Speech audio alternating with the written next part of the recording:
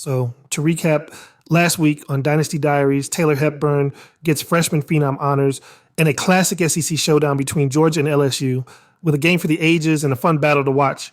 In this week, the Utah Utes travel to Norman, Oklahoma to try to steal a road victory against the Oklahoma Sooners to try to match the intensity from last week. So let's get right into the action.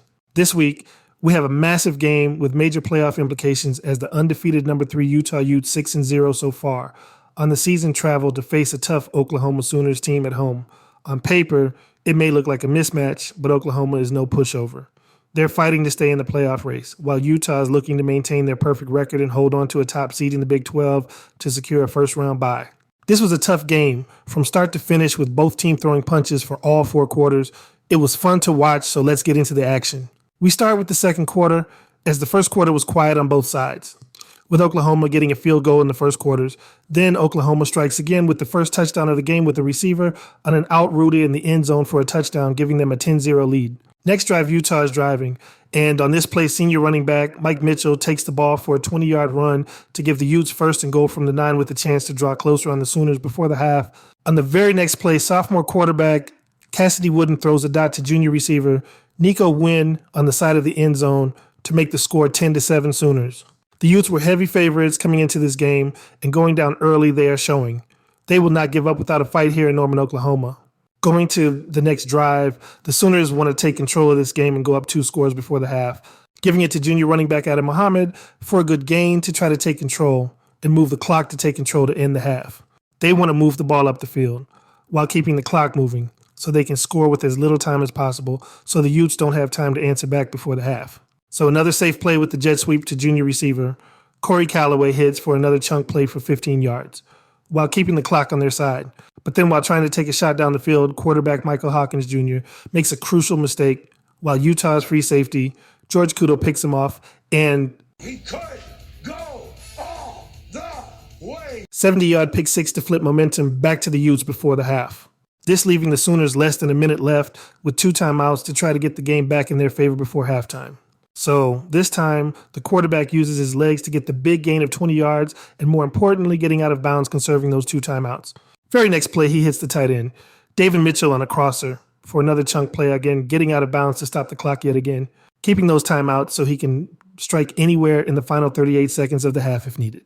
Now he goes with the screen to the running back, Adeniyi Muhammad, to get another gain, and this time he uses one of his timeouts to stop the clock. Then comes back and hits receiver Corey Callaway on a crosser, and he gets out of bounds to stop the clock with 27 seconds left inside the 10-yard line.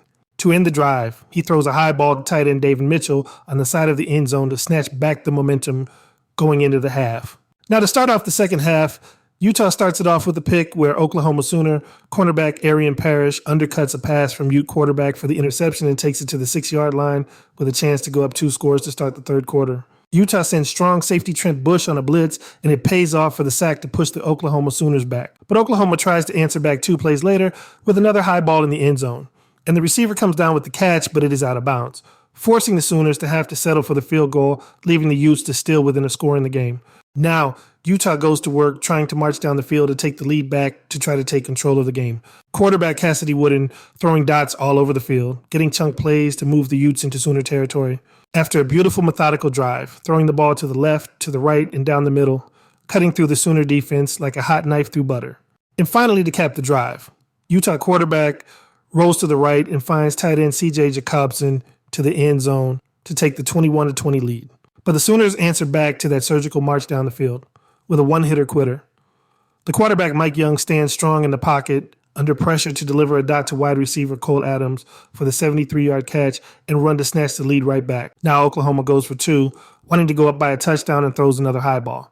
The catch is made, but it is out of bounds. Now, Utah gets the ball with a chance to take a lead in the fourth quarter, but the quarterback drops back and has to eat a sack by blitzing Sooner cornerback Therese Jackson to push the Utes back early in the drive. But the Utes answer back by hitting receiver Nico Wynn up the field to make it third and manageable while trying to work their way back to the lead. Now, getting back into a rhythm, the quarterback rolls out to the right to hit running back Russ Dennis for another chunk play, setting the Utes up to take the lead, and then hands it off to Mike Mitchell, who runs around the left side to get closer to the end zone. I am sure the Utes are thinking score a touchdown here, play defense, and go home with the victory. Now, Scotty Mitchell grabs a catch going across the middle, setting the Utes up with 4th and goal. The Utes decide to go for it naturally on this clutch play. Cassidy Wooden rolls to the right to buy time, and with nowhere to run stays poised and finds Russ Dennis again sitting between 2 zones for the go-ahead touchdown. Of course, Utah has to go for the 2-point conversion to go up by 3.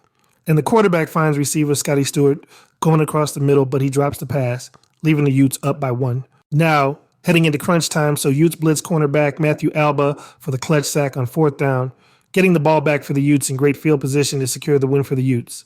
Then, to add insult to injury, running back Russ Dennis on the very next play takes it down to the 1-yard line, and now the clock goes down to the 2-minute warning. Now, the Sooners stuff the first play and use their first timeout to conserve time trying to get the ball back. But the next play, the Utes run the option, and the quarterback keeps it to get into the end zone, going up by 8 late in the game, and it doesn't look good for the Sooners. On the ensuing kickoff, Oklahoma knows they will need big plays and also need the 2-point conversion just to hope for overtime. Returner Cole Adams goes back and gets a head start hoping to make a big play, and after a few broken tackles, He could go all the way. a 105-yard kick return to get the Sooners back in the game. They get the huge play they needed, but still need to convert the 2-point conversion and hold the Utes out of field goal range just to hope for overtime. For the 2-point conversion, the Sooners go for yet another high ball.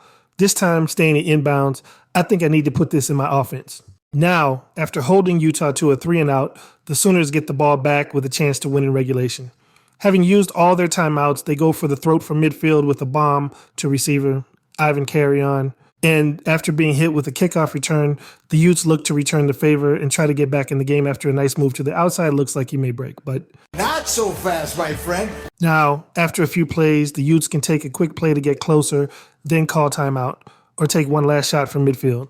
They go for the shot play and hope it gets to the end zone, but the Sooners break it up, completing the victory at home, upsetting the number 3 team in the nation, and previously undefeated Utah Utes. Another great game of the week here in Dynasty Diaries. Now let's get to the Freshman Phenom. This week, our first defensive freshman phenom is a cornerback out of Florida State, Akeem Adeniyi. He got 2 picks in his game this week, one of them an 80-yard pick six that you are seeing here. The youngster helped Florida State to secure yet another win as he and Miami look to be the front runners in the ACC, and Miami has had 2 freshman phenoms this season, so they look to be competing for a few seasons over there. And that'll wrap up it for Season 4, Week 7 here in Dynasty Diaries. I will see you next time. Don't forget to like, share, and subscribe.